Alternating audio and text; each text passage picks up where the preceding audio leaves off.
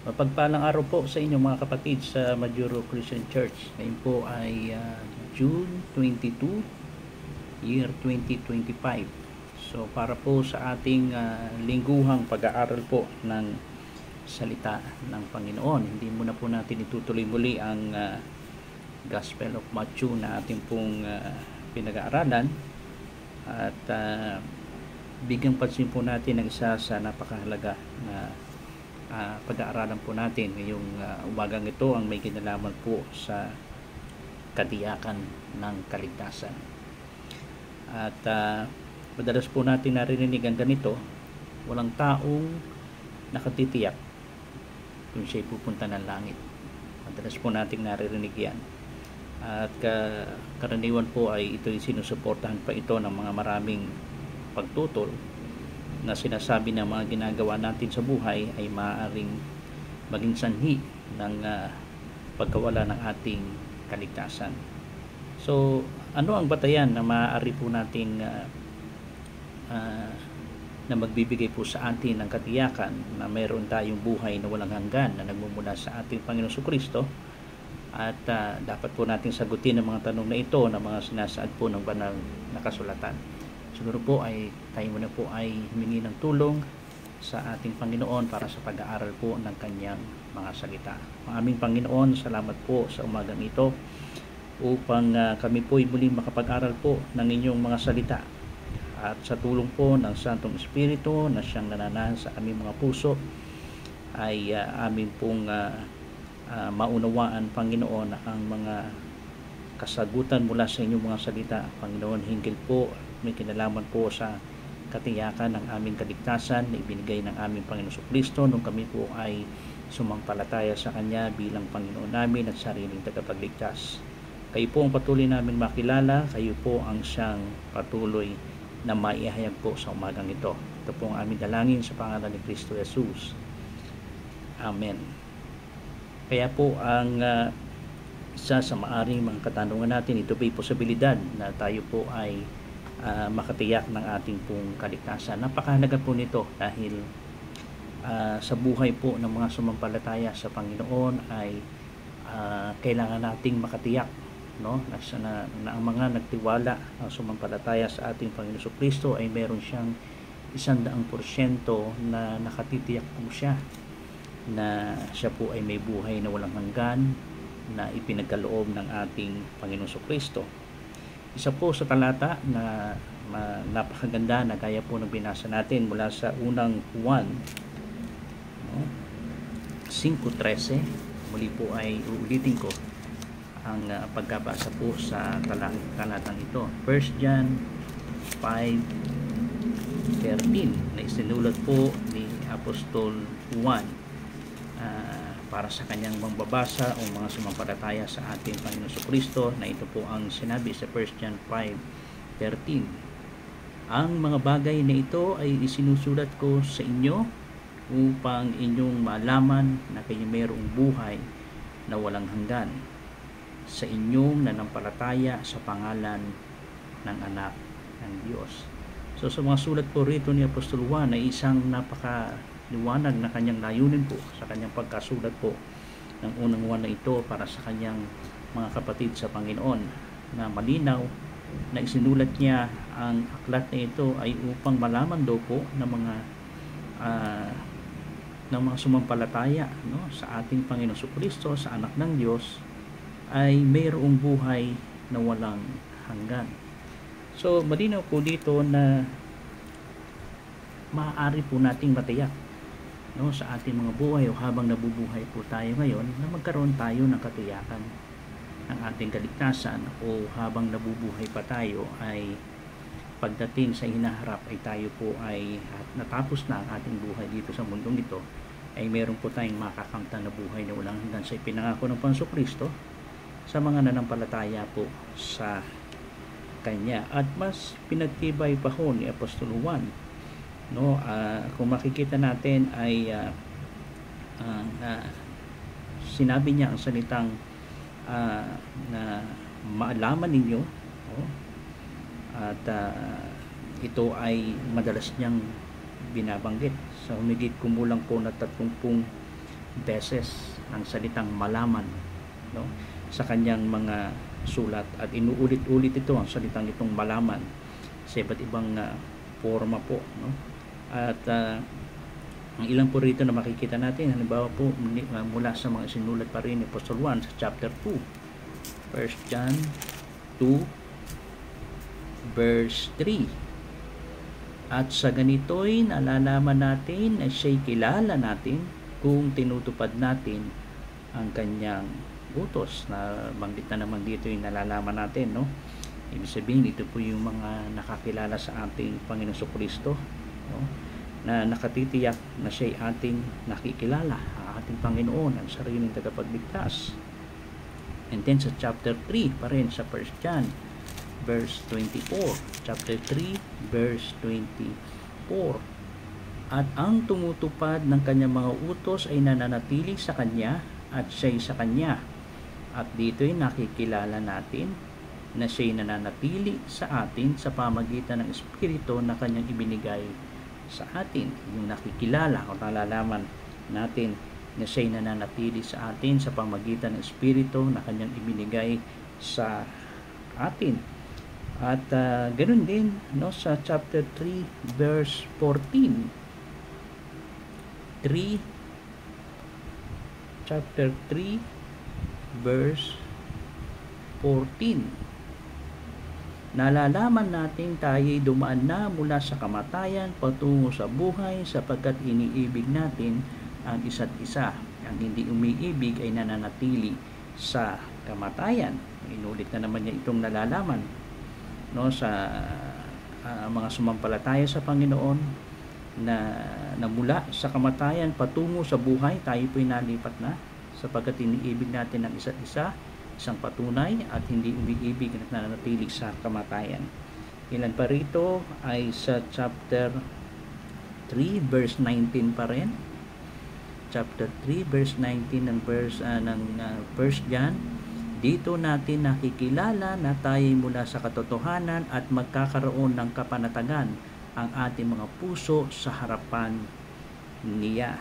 At sa kauniulihan, chapter 4 verse 13. Dito'y nalalaman natin na kami nananatili sa Kanya at siya'y sa amin sapagkat binigyan niya kami ng Kanyang Espiritu. So napakaganda na paulit-ulit na sinabi dito ni Apostol Juan, at isa sa makatitiyak tayo na pwede nating malaman habang tayo po'y nabubuhay ang mga sumampalataya sa Panginoon, ay maalaman niya na siya ay may katiyakan ng buhay na walang hanggan dito sa lupa, na ipinangako ng Panginoon pagdating ng panahon at matapos ang ating buhay dito sa mundong ito, ay meron tayong nakalaan na buhay na walang hanggan sa mga sumampalataya sa ating Panginoon Jesucristo.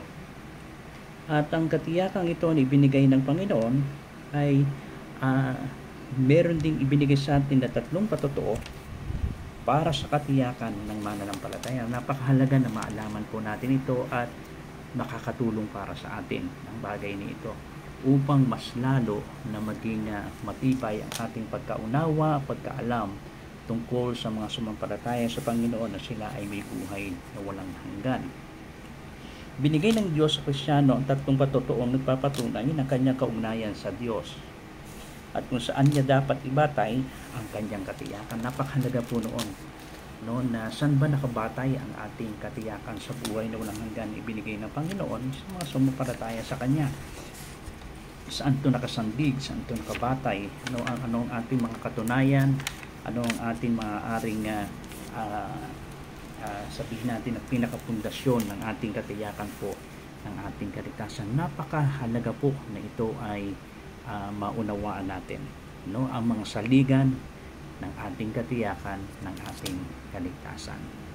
Una po na makikita natin na marahil na isa sa napakahalagang sandigan po ng ating pananampalataya o yung ating pundasyon ng ating pananampalataya sa Panginoon Jesucristo na dapat nating maunawaan. Saan ba nakabatay ito, no? Ano ba yung mga nagpapatunay na tayo ay may kaugnayan sa ating Panginoon Jesucristo, at saan ba nakabatay ang ating katiyakan sa ngayon? Number 1, ayon po sa Genesis chapter 15 verse 6 na maganda ay basahin po natin sa unang aklat po ng lumang tipan sa Genesis 15:6. Samahan po ninyo ko na basahin po natin ang Genesis 15 verse 6. Genesis 15 verse 6. Ito po ang sabi ng Biblia, sumasampalataya siya sa Panginoon. Ito po yung tungkol kay Abraham. Sumasampalataya siya sa Panginoon at ito'y ibinilang na katuwiran sa kanya. And then samahan po natin sa Roma 10:9 at 10. Roma sa Bagong Tipan, Roma 10:9 at 10.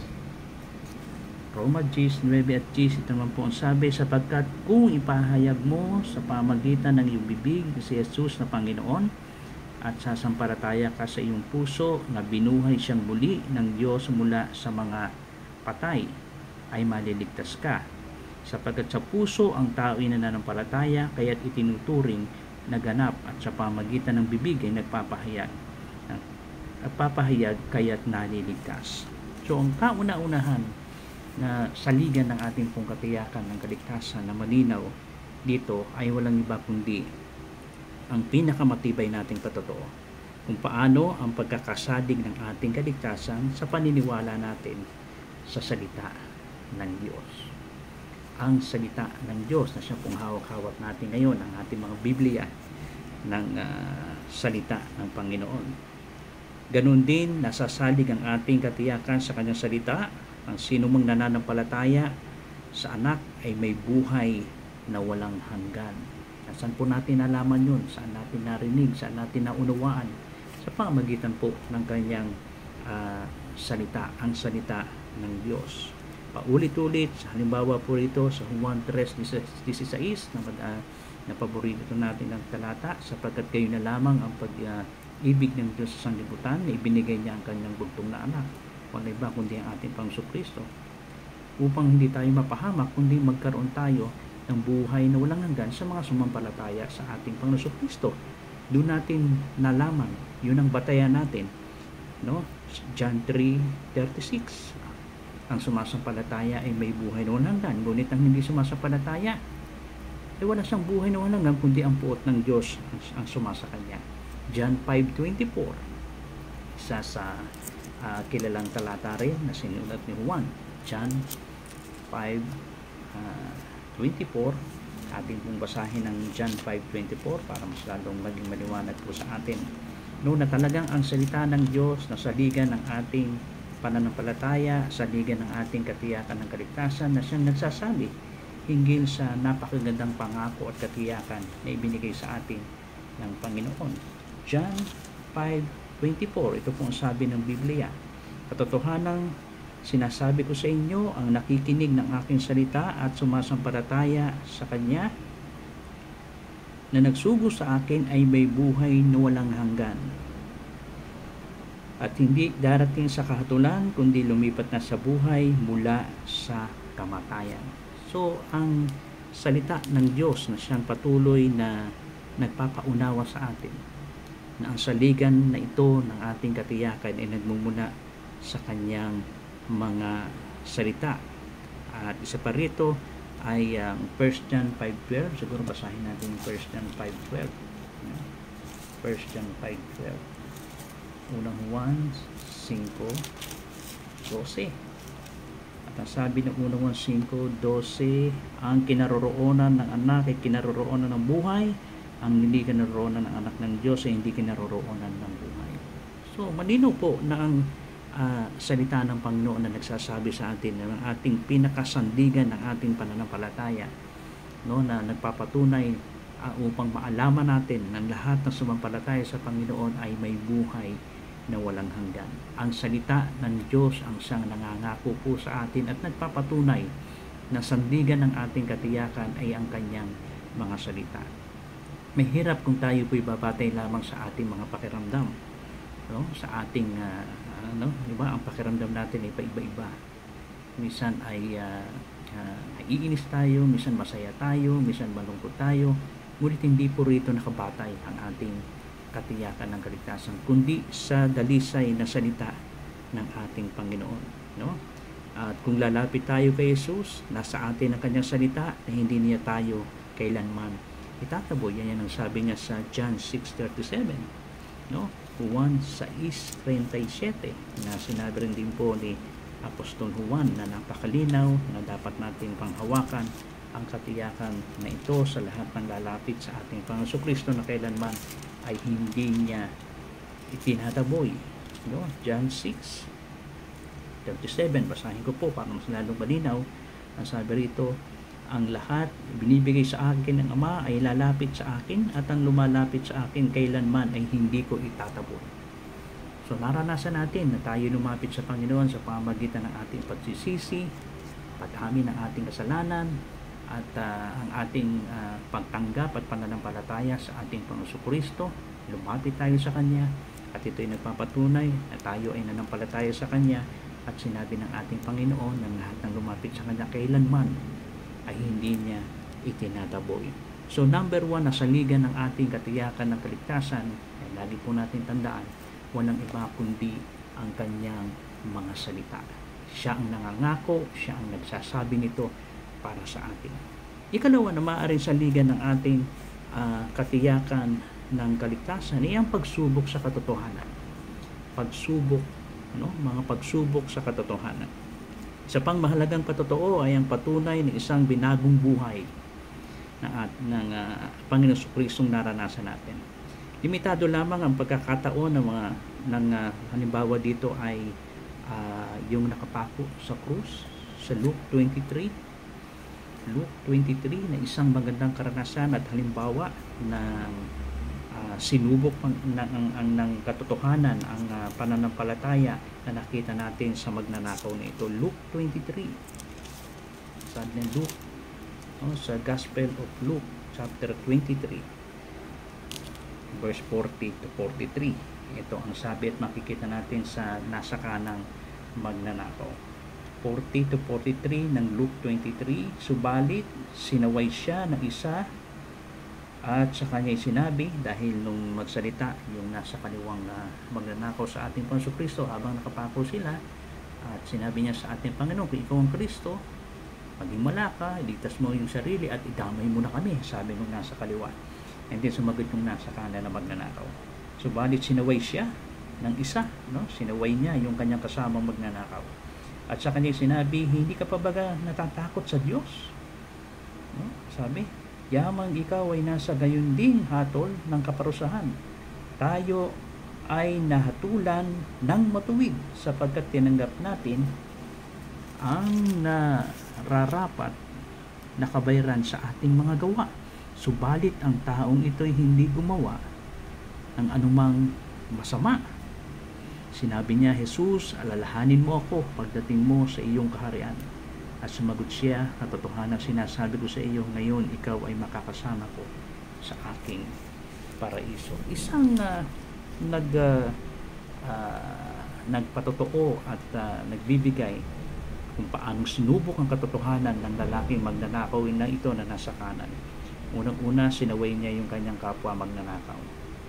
No? Ikalawa, nakita natin na kinikilala niya ang ating Panginoong Kristo bilang isang Diyos na makapangyarihan sa lahat, na isang matuwid at walang sala na gaya nila na dapat parusahan sa tamang parusa dahil sila ay magnanakaw at mamamatay. Pero ang Panginoong Kristo hindi. At bago siya mamatay rin, no? Habang siya nasa krus, ay nagkaroon ng pagkakataon na makita natin ang kanyang pananampalataya sa ating Panginoong Kristo at ang kahilingan niya, no? Na siya'y alalahanin ng ating Panginoong Kristo sa kanyang paraiso. Anong sagot ng ating Panginoon? Ngayon din kakasamahin kita. So ito isang katunayan na talagang sinubok, no, sa taong ito na mayroong pagtitiwala ang lalaking magnanakaw na ito.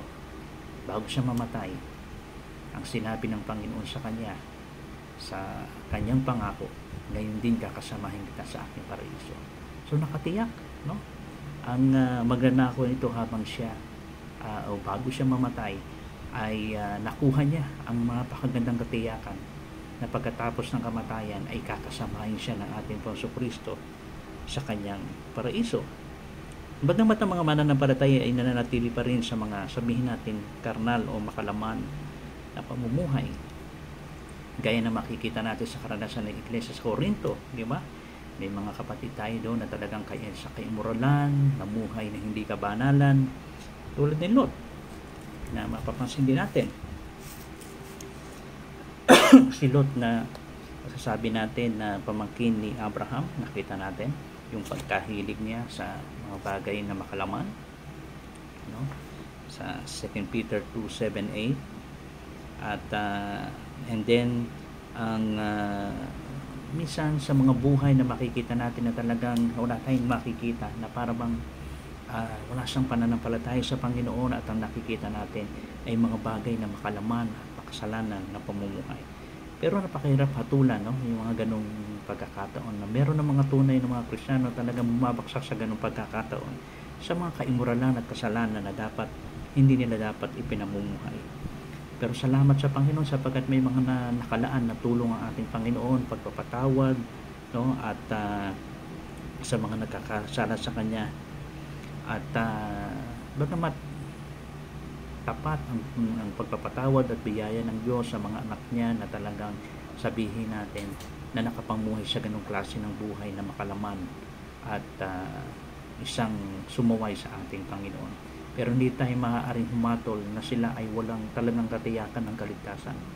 At maaaring sabihin natin na sila ay natukso, o sabihin natin bumagsak sa ganong pagkakasala.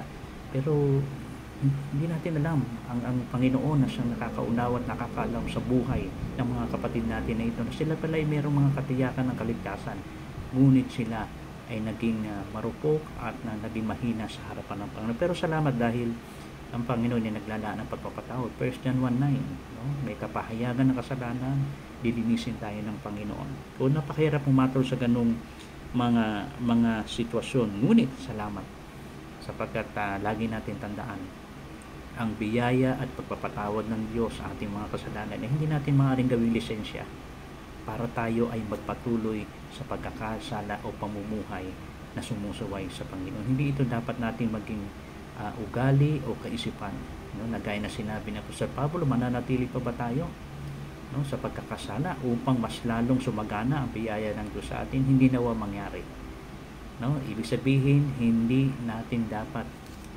gawing isang lisensya ang biyaya at habag ng Panginoon upang magpatuloy tayo sa pagkakasala. Tandaan po natin yon, hindi natin dapat gawin ang bagay niyon. Pero salamat dahil ang Panginoon ay patuloy na nagpapatawad, no, sa ating mga kahinaan at sa ating mga kasalanan. May mga ilang mga sumusunod, no, na mga pagsubok mula sa kasulatan sa kabanalan ng buhay ng tao. Halimbawa po, nakikita natin sa isang mananampalataya, sa isang tao, no, na nakikita natin yung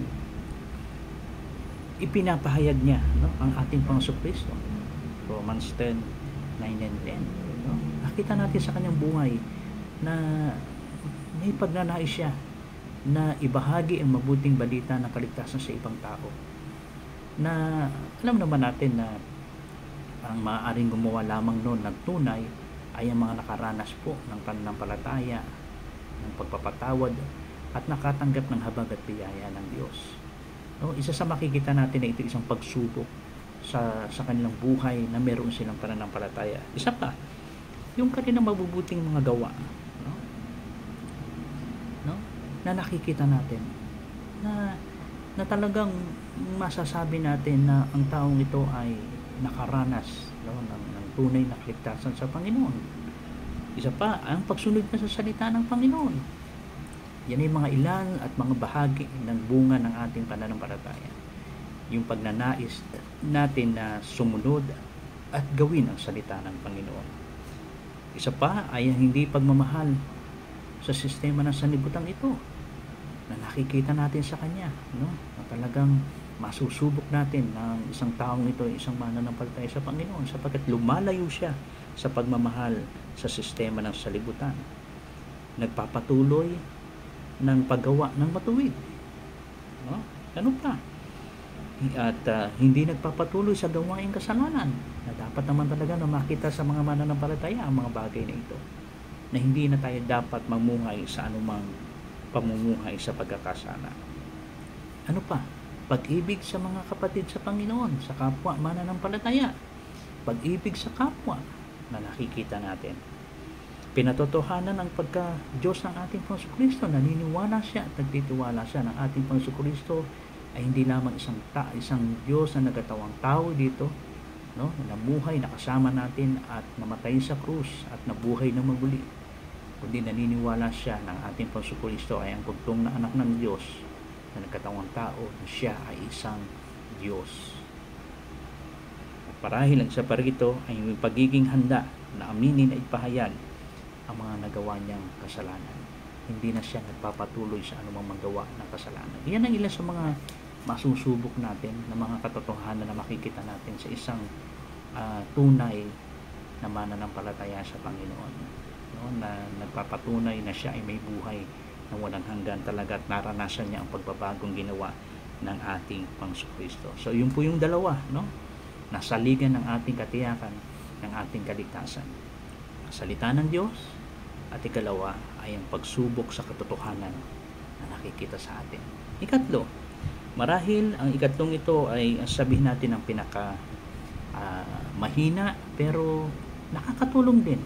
At isa sa marahil na pwede natin consider na ito ay isang saligan, no? Bagamat sa pinakahuli na ng katiyakan ng ating kaligtasan.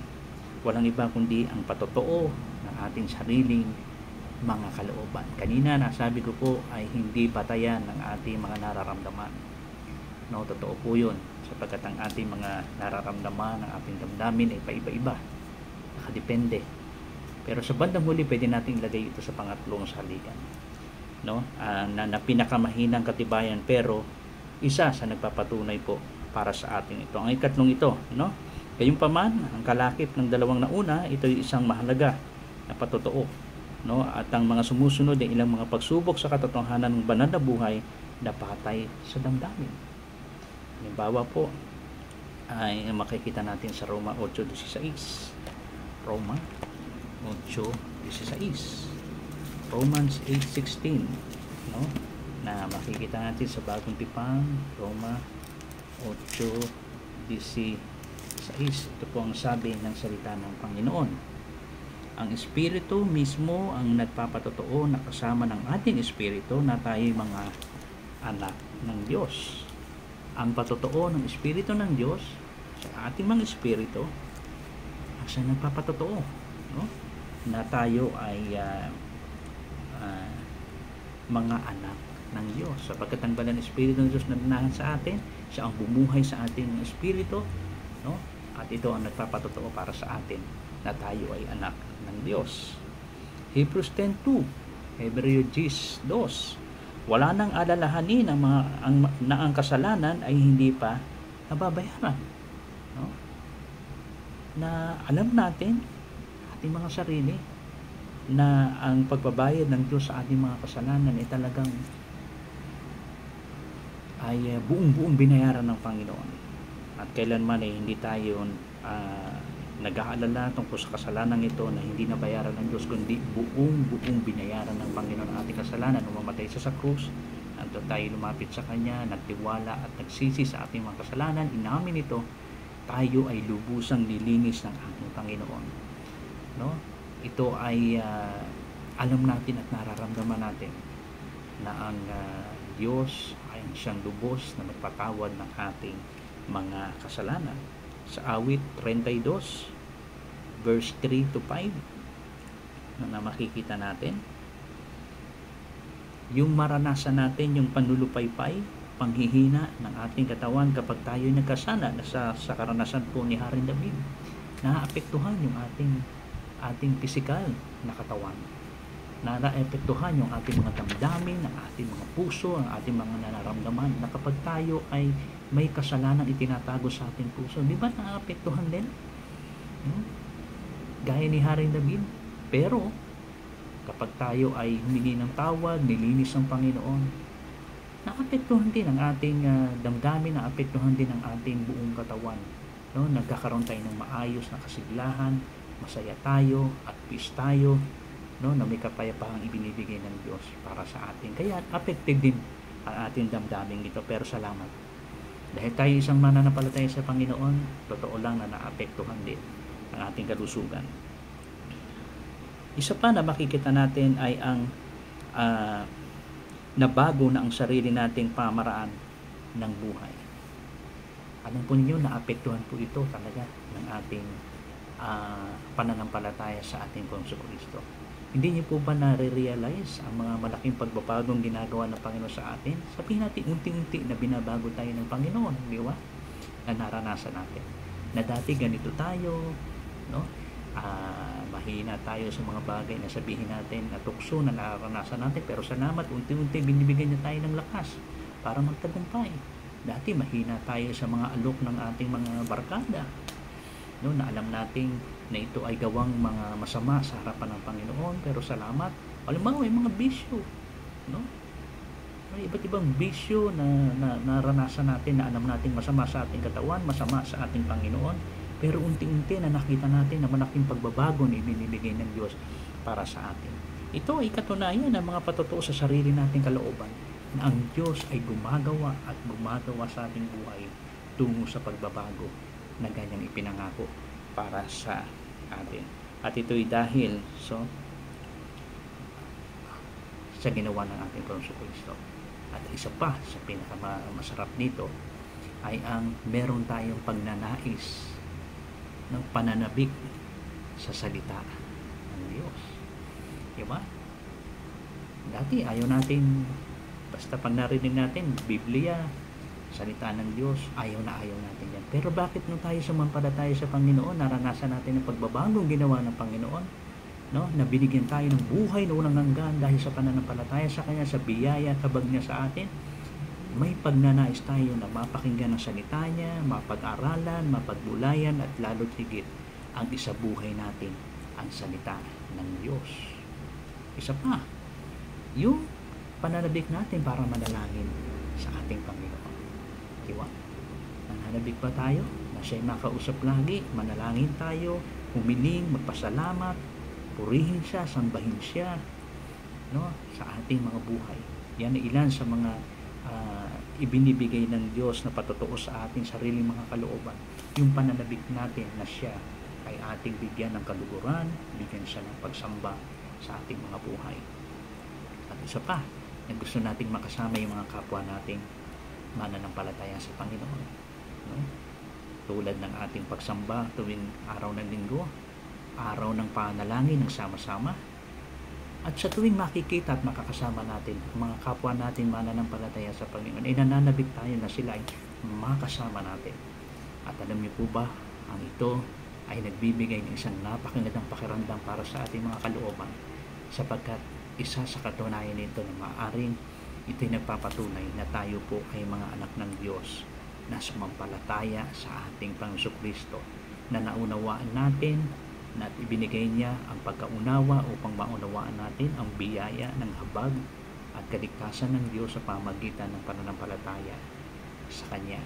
Naranasan natin na tayo lumapit sa Kanya, umamin ang ating mga pagkakasala, na tayo walang magagawa para iligtas ang ating sarili, tayo'y humingi ng pagsisisi sa Panginoon, at tayo'y Kanyang binago, at tayo ay yumakap sa ating Panginoon Kristo at tinanggap siya sa ating puso bilang Panginoon at sarili nating tagapagligtas. At mula noon ay gumawa siya sa ating buhay, no? Sa pamagitan ng Kanyang Espiritu at sa ating mga Espiritu na Kanyang binuhay, ay binigyan niya tayo ng pangako at katiyakan ng buhay na walang hanggan sa lahat ng sumampalataya sa Kanya. Kaya yan po yung tatlong saligan na maaaring masabi natin na ang lahat ng sumampalataya sa ating Panginoon Kristo sa pamagitan ng ginawa niya sa krus ng Kalbaryo na nagligtas sa atin at nagpatawad sa ating mga kasalanan, ay batayan ng ating katiyakan na tunay na tayo ay pinagkalooban ng buhay na walang hanggan sa lahat ng sumampalataya sa Kanya. Hinuulit ko po, ang salita ng Diyos, ang pagsubok sa katotohanan, at ikatlo ay ang patotoo sa sariling kalooban na ginawa ng Diyos para sa atin. So iyan po nawa ang mensahe ng Panginoon na ating pong napag-aralan, na nagpapasalamat tayo sapagkat ang katiyakan binigay ng Diyos sa atin, ano man ang mangyari sa atin, kailanman ay hindi tayo iiwan ni pababayaan ng Panginoon. No? Matapos man ang ating buhay sa mundong ito at pagdilat ng ating mga mata doon sa walang hanggan, ang ating Panginoong Jesucristo na siyang nagligtas sa atin, ang siyang walang hanggang makakasama natin magpakailanman. Kaya maraming salamat sa ating Panginoon. Kaya mga kapatid, salamat din po sa inyong patuloy na pananatili upang suportahan po ang gawain po ng Majuro Christian Church, at patuloy na tayo magdalanginan sa Panginoon na ito'y magpatuloy. Saan man tayo dali ng Panginoon, ang salita niya ay patuloy na mananatili at patuloy na gagawa sa ating mga buhay, at siya rin gagawa upang gamitin niya tayo na sabihin natin ang mabuting balita ng kaligtasan sa lahat ng mga tao, sa mga kaibigan natin, katrabaho, sa mga kapwa natin Pilipino, kung paano tayo iniligtas ng Diyos at binigyan ng katiyakan ng kaligtasan. Iyon ang sabihin mo sa kanila, sa naranasan natin. Kaya maraming salamat po sa patuloy po ninyong dalangin sa amin ni Lisel at ng ating mga anak na si Ruben at si Jules. Salamat po sa patuloy na kinoconsider po ninyo ang aming pamilya upang patuloy kami idalangin sa Panginoon, at patuloy na gamitin ng Panginoon ang bawat isa sa amin para po sa gawain ng Majuro Christian Church. Mga kapatid, mag-message lamang po kayo ng inyong mga gustong idalangin, ano man ang gusto ninyong mensahe na maaaring ipahatid para sa amin. Tandaan po ninyo na narito lamang po kami. No? Tayo'y malapit sa pamagitan ng panalangin sa ating Panginoon Jesucristo, at lagi kayong kasama sa aming mga panalangin. At patuloy kayong mag-iingat, patuloy magsaliksik ng salita ng Panginoon, patuloy tayong baguhin ng Panginoon at gamitin niya para sa kanyang kaluwalhatian. Tayo po'y manalangin sa pagwawakas. Panginoon, salamat po sa inyong mga salita. Salamat po sa katiyakan ng kaligtasang ibinibigay ng Diyos mula sa kanyang mga salita. Sa lahat ng mga sumampalataya sa kanya ay binigyan niya ng buhay na walang hanggan, at ito ipinaalam niya na kami po ay may buhay na walang hanggan. Gamitin po ninyo ito sa aming buhay. Ingatan ng mga kapatid sa pagtatrabaho, ang mga nag-aaral, ang lahat po ng mga ginagawa ng bawat isa, lalo na ng mga pamilya namin sa iba't ibang mga lugar.